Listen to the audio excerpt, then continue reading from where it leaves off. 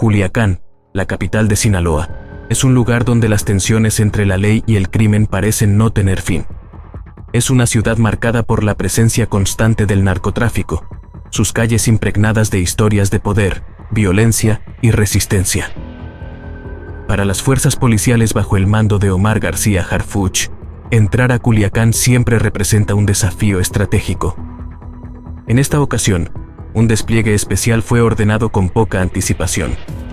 Bajo un halo de confidencialidad, los policías de Harfuch fueron enviados con una misión clave: investigar la intensificación de actividades delictivas en la región. La operación fue discreta, pero no pasó desapercibida en una ciudad acostumbrada a detectar movimientos inusuales de las fuerzas del orden. Culiacán, conocida como el corazón del cártel de Sinaloa, es más que una ciudad, es un bastión. Sus calles no solo albergan a ciudadanos, sino también a sicarios y colaboradores que vigilan cada rincón en nombre del cártel. Para los oficiales, la misión representaba una batalla contra el tiempo y el peligro. Desde su llegada, la presencia de los policías generó nerviosismo. Las patrullas en convoy avanzaban por zonas estratégicas, conscientes de que cualquier paso en falso podría ser detectado. El ambiente era denso.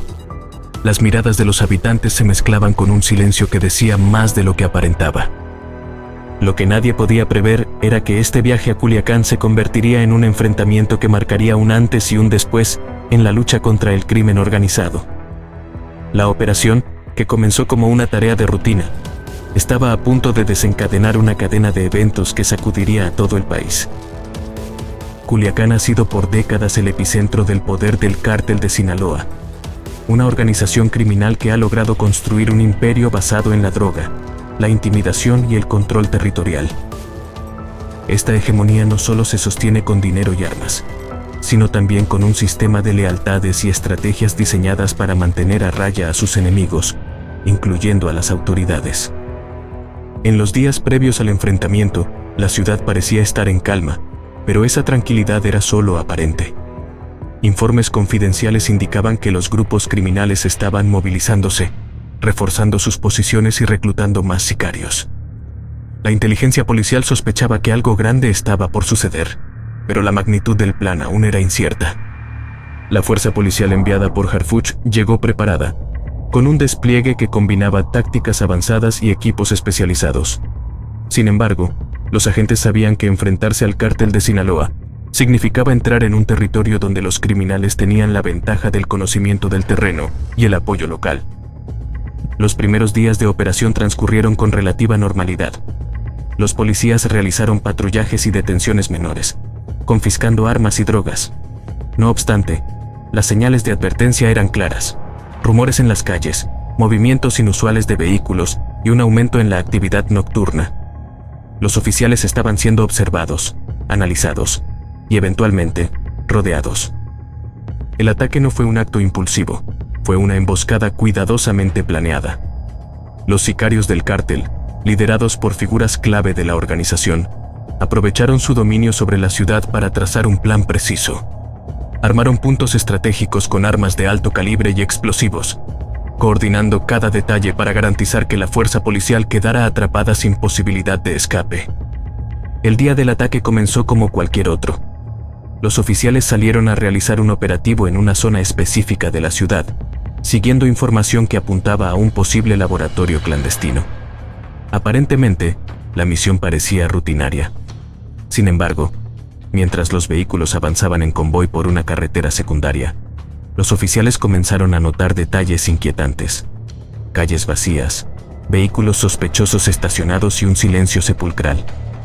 Fue en cuestión de segundos que el caos se desató. Desde varios puntos estratégicos, los sicarios abrieron fuego con armas automáticas, rodeando a los policías. La emboscada estaba diseñada para maximizar el impacto, utilizando el factor sorpresa y el terreno como ventaja. Los policías intentaron reagruparse, pero el ataque fue tan intenso que los vehículos blindados comenzaron a sufrir daños severos. Las balas perforaban las ventanas, mientras los agentes respondían como podían, luchando por mantener la calma en medio de la lluvia de disparos. El sonido de las armas era ensordecedor y la tensión insoportable. En medio del enfrentamiento, quedó claro que los sicarios estaban mejor preparados de lo que se había anticipado. Las tácticas que emplearon demostraron un nivel de coordinación poco común, lo que evidenciaba que no se trataba de un grupo improvisado, sino de una operación ordenada desde las más altas esferas del cártel. El tiroteo se prolongó durante varios minutos, que para los involucrados parecieron horas. Algunos policías lograron salir ilesos gracias a la cobertura de sus compañeros, mientras que otros sufrieron heridas graves. La llegada de refuerzos policiales y militares fue lo único que evitó una tragedia mayor, pero el daño ya estaba hecho. Al final del día, las calles de Culiacán fueron testigos de una de las batallas más cruentas entre las fuerzas de seguridad y el crimen organizado en los últimos años. La ciudad, acostumbrada a la violencia, quedó en silencio, mientras los habitantes se refugiaban en sus casas, temerosos de lo que podría venir después.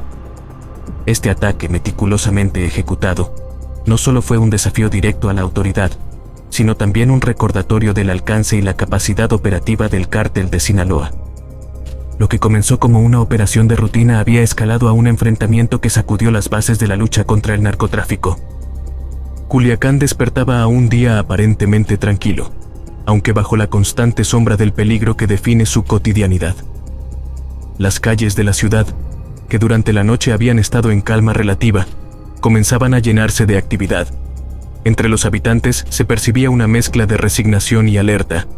Después de todo, este era un territorio donde el peligro podía manifestarse en cualquier momento. La operación que desplegaría la policía bajo el mando de Harfuch había sido cuidadosamente planeada.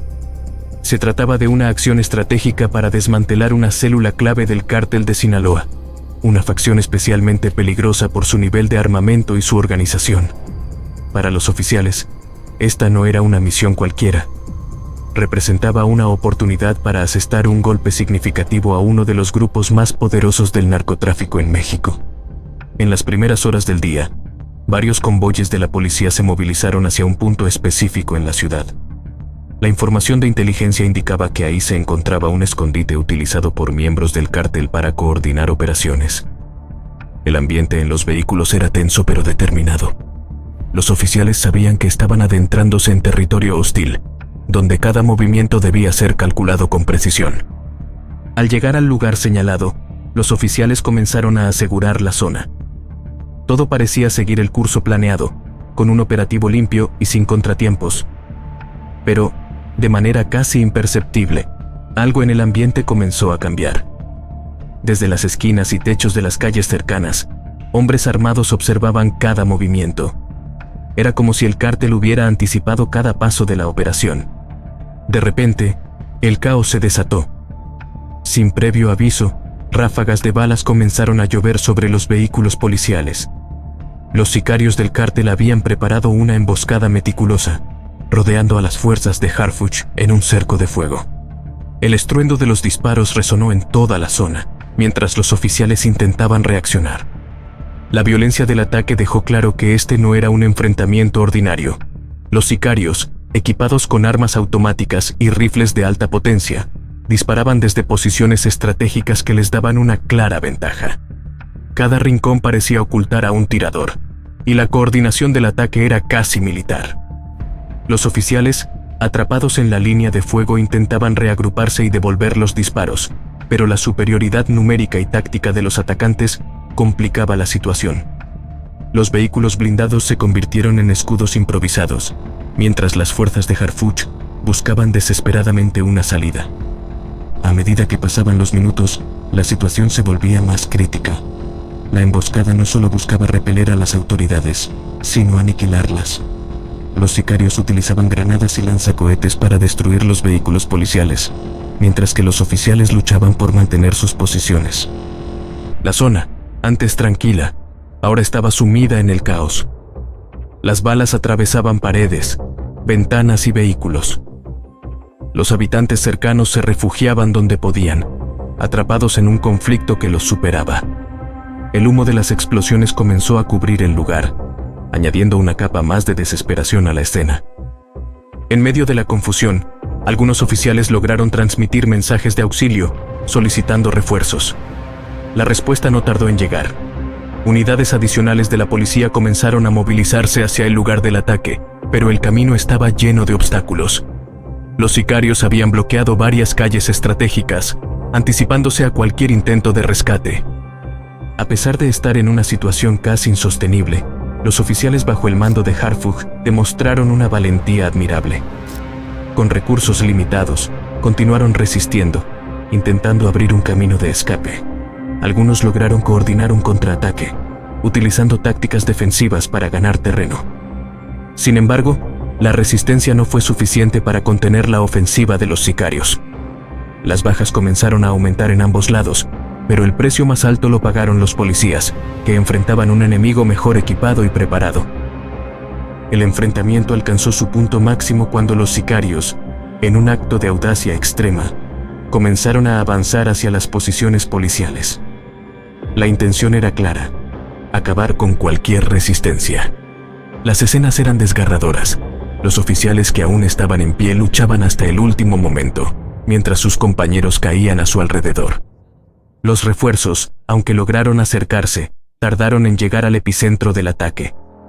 Para cuando pudieron intervenir, el daño ya estaba hecho. Los sicarios, conscientes de que la respuesta policial estaba cerca, comenzaron a retirarse, dejando tras de sí una estela de destrucción. Cuando finalmente el enfrentamiento cesó, la escena era desoladora. Los vehículos policiales estaban destruidos, las calles llenas de casquillos de bala y el aire impregnado de humo. Las bajas entre las fuerzas de Harfouch fueron significativas, mientras que el número exacto de sicarios caídos era difícil de determinar.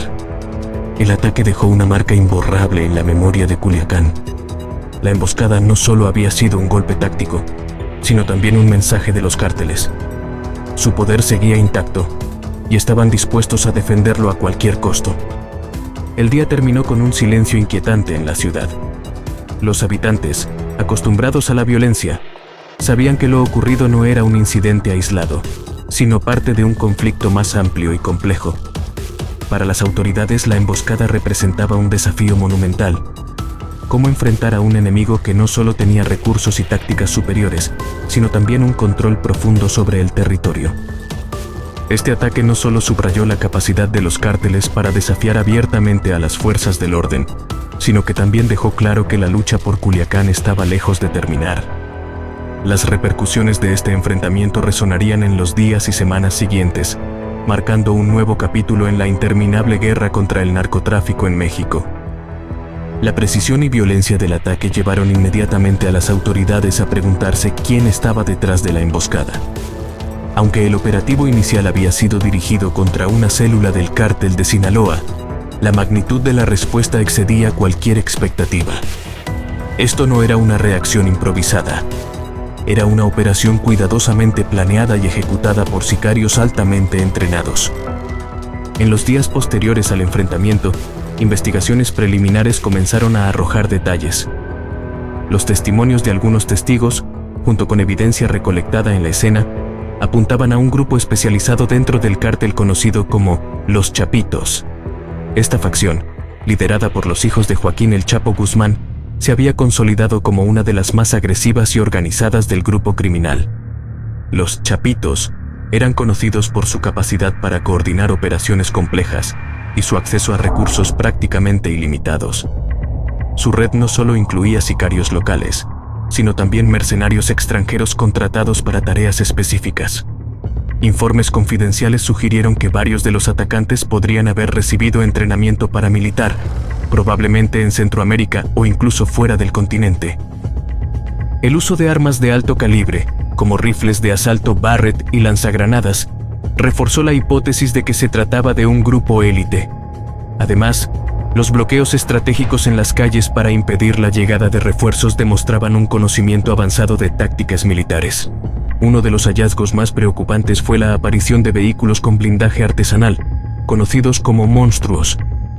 Estos automóviles, diseñados específicamente para resistir ataques de alto impacto, habían sido utilizados como barreras móviles durante el enfrentamiento. Este detalle confirmó que los atacantes no solo habían anticipado la operación, sino que estaban dispuestos a enfrentarse a cualquier fuerza que intentara intervenir. La presencia de líderes intermedios del cártel en la zona del ataque también llamó la atención de los investigadores. Según fuentes anónimas, estos líderes no solo supervisaron la emboscada, sino que se aseguraron de que cada elemento siguiera un plan detallado. Esto explicaba la coordinación casi perfecta del ataque, que dejó a las fuerzas de Harfuch en una posición de clara desventaja. Un detalle clave en la identificación de los atacantes fue la recuperación de dispositivos electrónicos abandonados durante la retirada. Algunos teléfonos móviles contenían mensajes encriptados que, al ser descifrados, proporcionaron información sobre los movimientos previos al ataque y las instrucciones enviadas por los líderes del cártel. Aunque los detalles específicos de estos mensajes no se revelaron públicamente, las autoridades confirmaron que demostraban un nivel de organización alarmante. A medida que las investigaciones avanzaban, quedó claro que el ataque no había sido simplemente una defensa territorial. Se trataba de un mensaje directo a las autoridades. Los chapitos no solo estaban al tanto de los movimientos del gobierno, sino que también podían reaccionar con una fuerza que desafiaba cualquier intento de control. Para los analistas de seguridad, este incidente marcó un punto de inflexión en la lucha contra el narcotráfico en México. Ya no se trataba de grupos aislados enfrentándose a las autoridades, sino de una estructura organizada y con capacidad bélica que podía rivalizar con el propio Estado. El ataque en Culiacán dejó profundas cicatrices en todos los niveles. Para las fuerzas de seguridad, la emboscada fue un recordatorio doloroso de los desafíos que enfrentan al combatir al crimen organizado. Las bajas sufridas no solo impactaron en la moral de los oficiales, sino que también generaron cuestionamientos sobre la estrategia y los recursos disponibles para enfrentar a un enemigo tan poderoso. A nivel político, el ataque se convirtió en un tema de debate nacional e internacional.